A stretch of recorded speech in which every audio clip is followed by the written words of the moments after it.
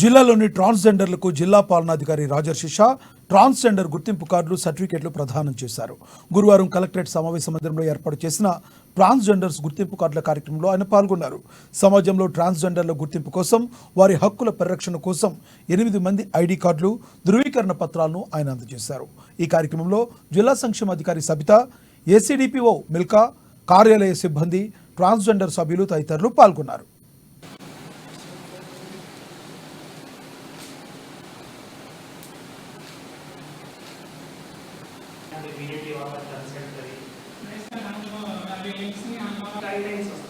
ఇల్లు స్థలాలు ఇస్తూ మళ్ళీ మీకు ఇల్లు కట్టడానికి ఆర్థిక సాయం